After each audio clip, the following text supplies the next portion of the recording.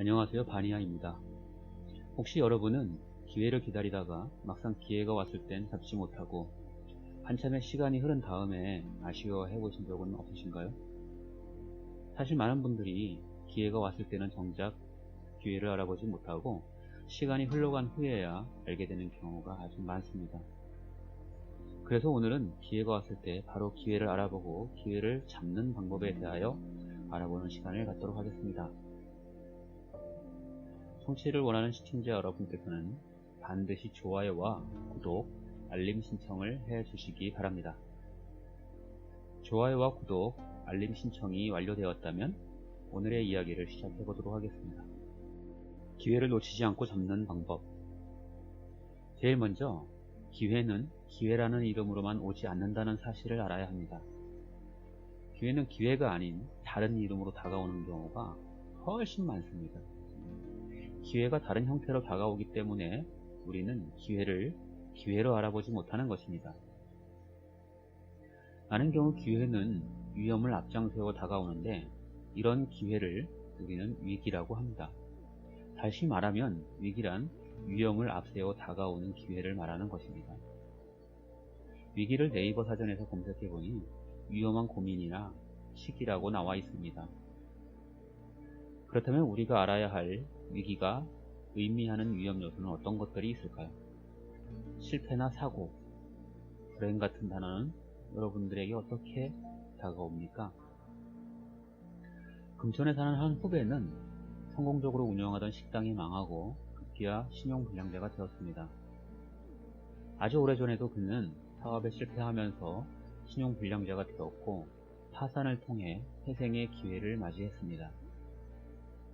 그리고 나서 재기의 희망을 품고 운영했던 식당이라 기대와 희망도 컸습니다. 그러나 또다시 실패를 겪게 되면서 그는 회복하기 힘든 좌절에 빠졌습니다. 엎친 데 덮친 격으로 실패 이후에 아내와 이혼하면서 후배의 낙담과 분노는 극에 달했습니다. 이 예에서처럼 기회는 실패라는 모습으로도 옵니다. 하지만 기회는 사고라는 이름으로도 옵니다.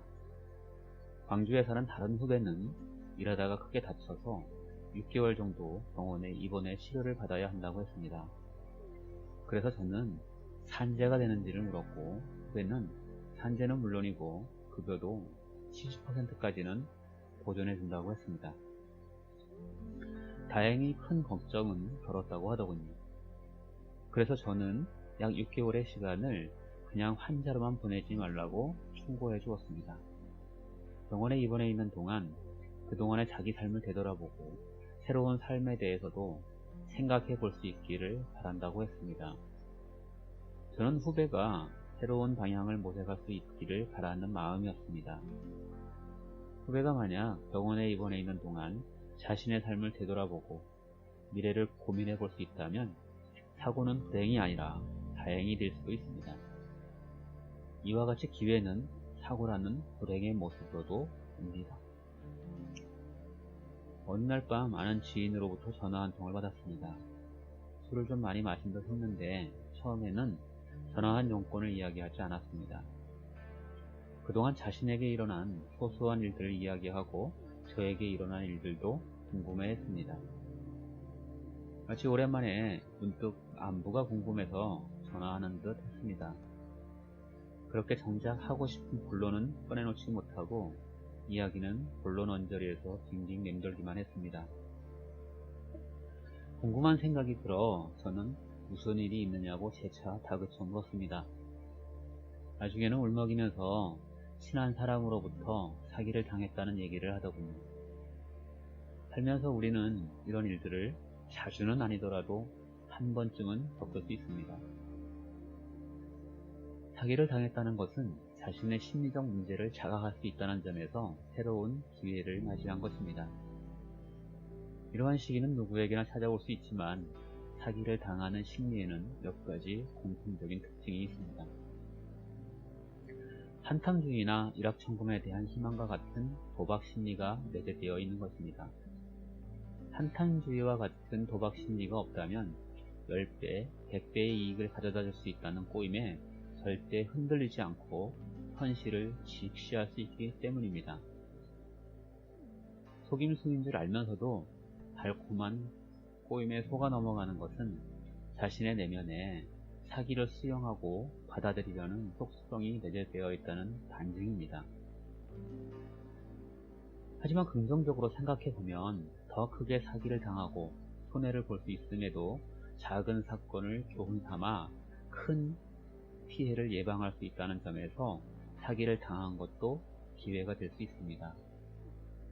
작은 손실을 큰 손실의 기회로 삼고자 한다면 지금의 손실에 대하여 불평할 것이 아니라 그 속에 감추어진 기회로서의 교훈을 찾아낼 수 있어야만 합니다.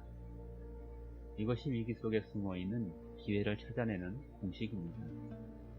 다시 한번 말씀드리지만 기회는 위기 속에서 찾아오거나 위기라는 이름으로 다가옵니다.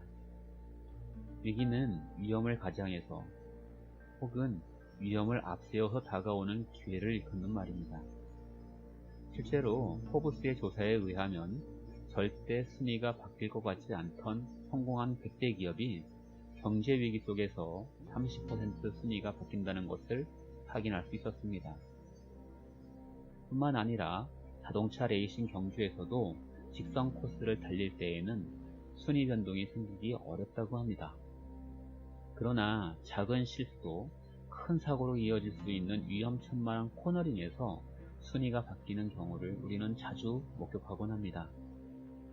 누구에게나 안전한 직선 코스에서는 기회가 찾아오지 않습니다.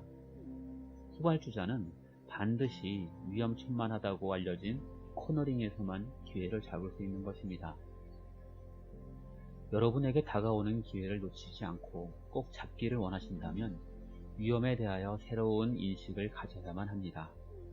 위험에 대하여 새로운 인식을 가질 때에만 위기를 새롭게 이해할 수 있고 위기를 새롭게 이해해야만 위기 속에 감추어진 기회를 쫓아갈 수 있습니다.